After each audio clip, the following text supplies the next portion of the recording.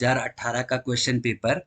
देखिए पहला क्वेश्चन एक है, यदि एक व्यक्ति 1 किलोमीटर की दूरी को 20 घंटों में तय करता है तो उसके द्वारा 200 मीटर दूरी तय करने में कितना समय लगेगा। देखिए इस क्वेश्चन को सॉल्व करने में आपने क्या करना है, पहले देखिए 1 किलोमीटर दूरी को 20 घंटों में तय करता है तो 200 मीटर दूरी तय करने में कितना समय लगेगा।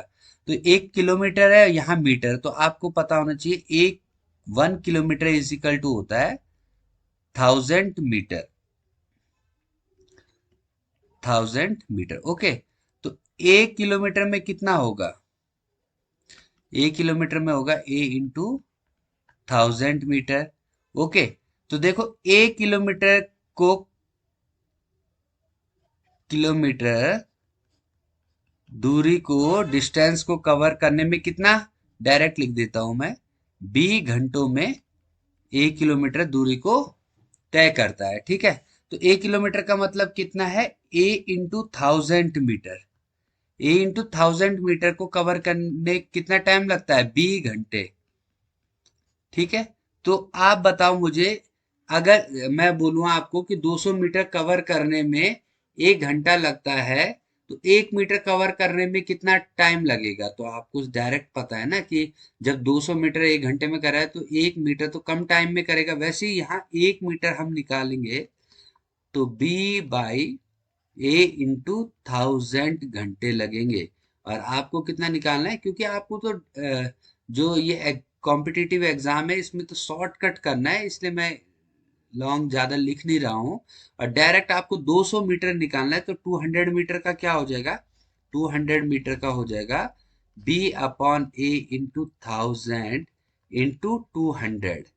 इसका 2 जीरो से 2 जीरो कैंसिल, तो ये आ गया आपके पास 2B/10A, तो 2×5 = 10, तो ये आ गया B/5A घंटे, इसका जो है करेक्ट आंसर है। एक दूसरा क्वेश्चन हम लेते हैं इसी का। तो ये देखिए, पहले इसको मैं पेन आपके लिए चेंज कर देता हूँ, ये थोड़ा सा।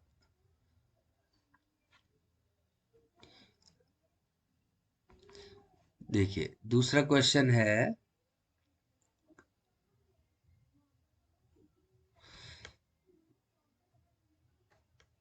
दूसरा क्वेश्चन दिया है, यदि यदि 2 + √3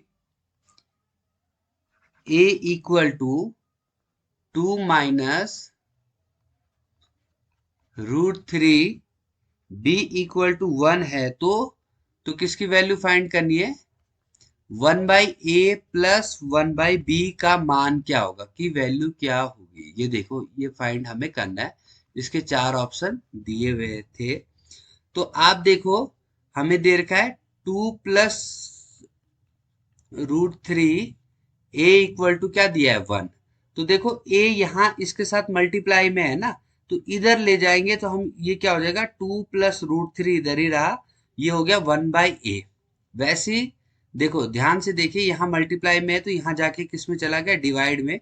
और यहाँ देखो आप 2 - √3 B = 1 है, तो B कितना हो गया, यहाँ 1/B कितना हो जाएगा, ये B वहां चला जाएगा ना, 1/B हो गया 2 - √3।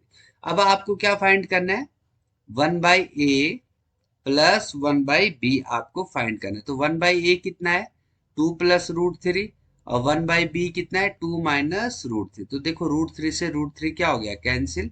आपका आंसर कितना आ जाएगा, 4। देखिए मैं सिंपल सॉल्व किया।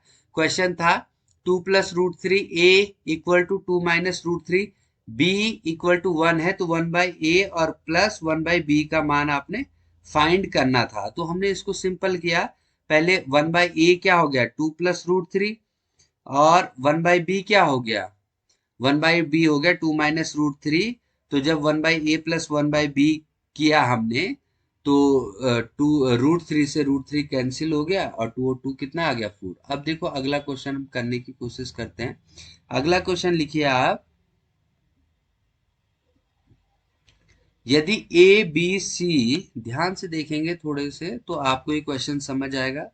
यदि, पहले मैं क्वेश्चन लिख देता हूं, यदि A B C D E 5 क्रमागत क्रमागत विषम संख्याएं हैं, विषम संख्याएं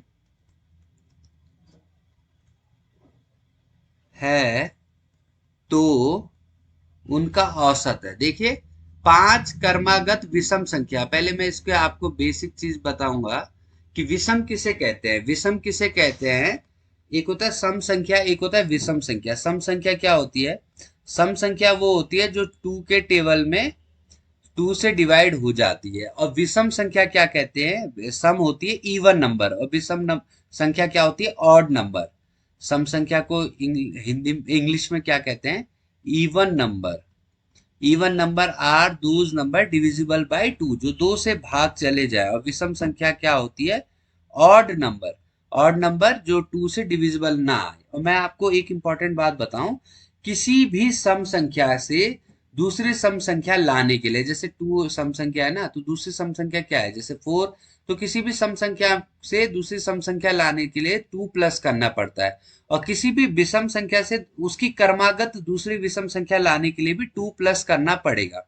तो इन्होंने क्या बोला है, ABCDE 5 क्रमागत विषम संख्या है। तो क्या मतलब है इसका, पहली क्रमागत क्या है, ए है, दूसरी बी दी है ना, तो बी का मतलब क्या होगा, क्रमागत है ना। तो ए के बाद वाली विषम संख्या क्या है, बी। तो ए के बाद विषम संख्या आने के लिए क्या करना पड़ेगा, 2 प्लस करना पड़ेगा। सी अगली विषम संख्या है, तो सी के लिए क्या करना पड़ेगा, इसी में 2 प्लस और, तो A+4। डी में फिर इसमें 2 प्लस, तो A+6।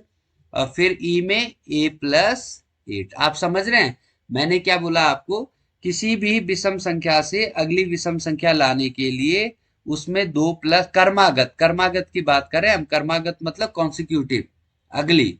तो इनका औसत दिया है हमें, इनका औसत हमें फाइंड करना है। तो देखो औसत का फॉर्मूला आपको पता होना चाहिए, औसत होता है एवरेज। एवरेज किसे कहते हैं, एवरेज का फॉर्मूला क्या है, एवरेज क्या है, sum of observation, sum of observation oblique, आपने एग्जाम में तो डायरेक्ट करना है, लेकिन अभी मुझे थोड़े फॉर्मूले आपको बताने ही पड़ेंगे, उसके बाद ही आप कुछ, and oblique number of observation, मतलब कि पहले ऑब्जर्वेशन को सम करो, फिर जितनी ऑब्जर्वेशन है उनसे उनको डिवाइड कर दो। तो कितना सम, सम कितना करोगे आप, सम ऑफ ऑब्जर्वेशन क्या है, पहला ए, फिर है A+2, फिर है A+4, फिर है A+6 और फिर है A+8। और डिवाइड किससे करोगे, डिवाइड आप करोगे 5 से।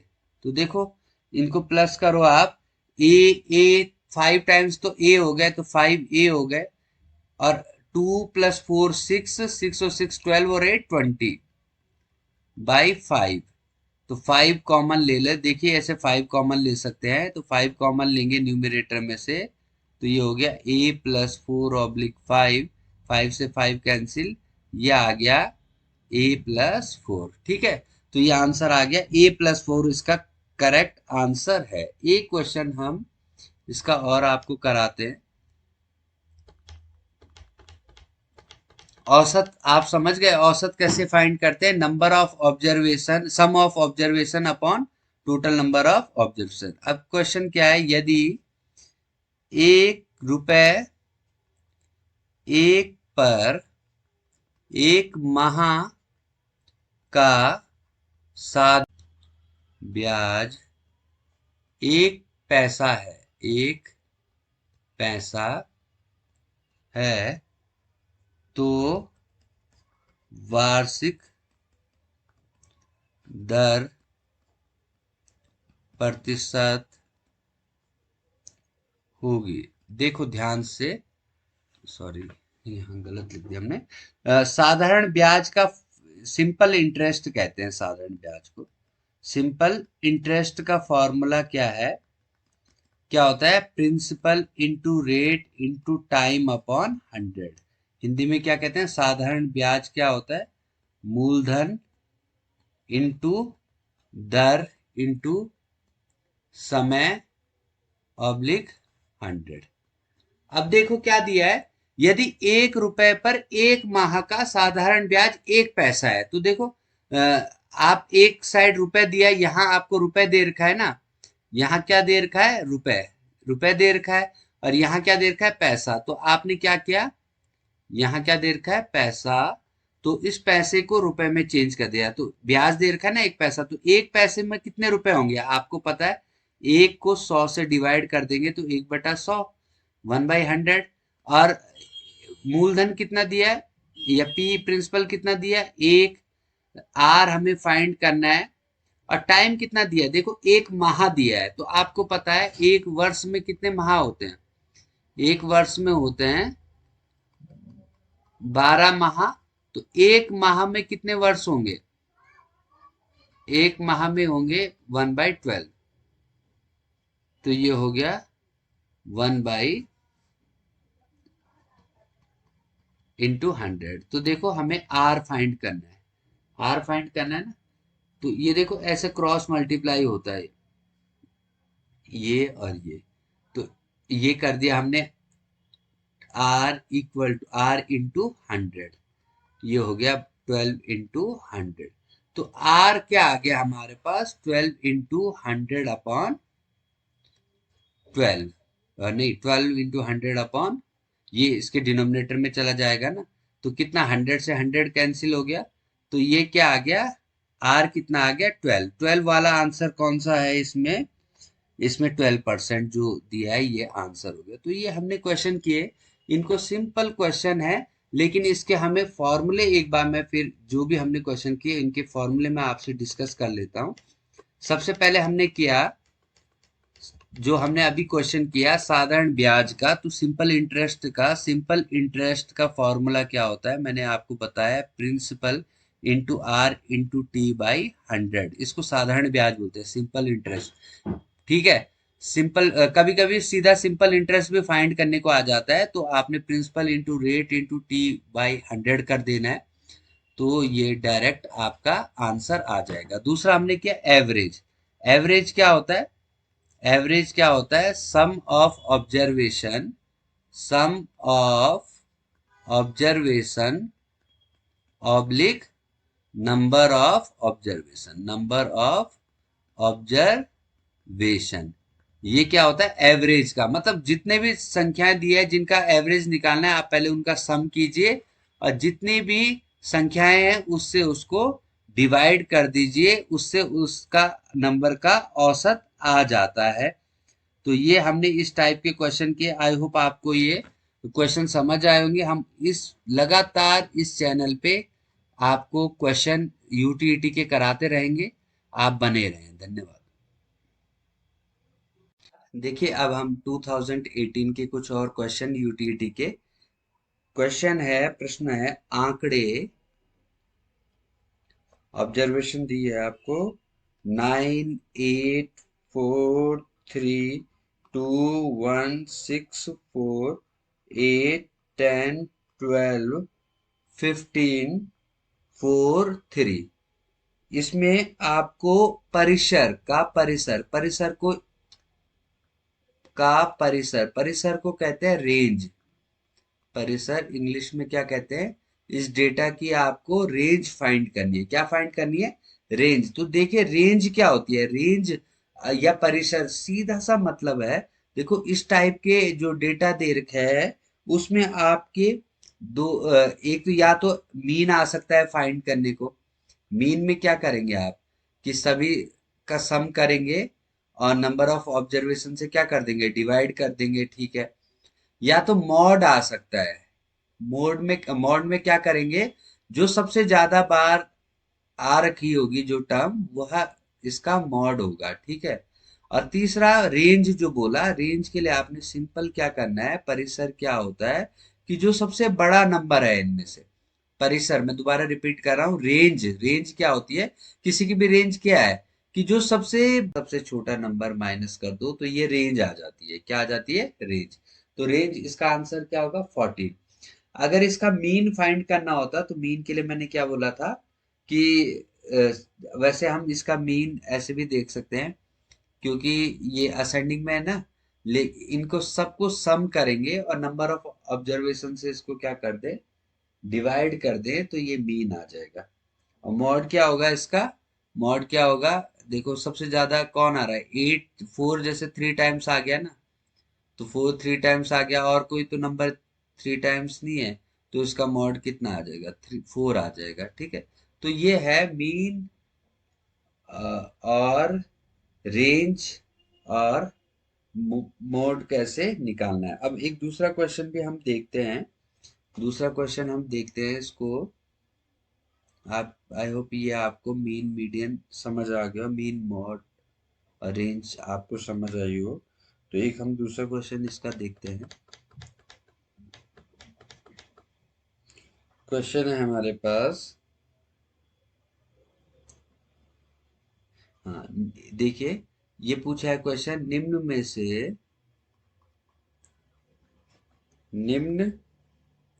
में से किस अक्षर में क्षैतिज और ऊर्ध्वाधर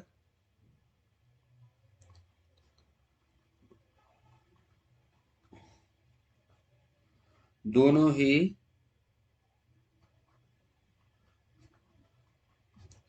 सममित रेखाएं हैं?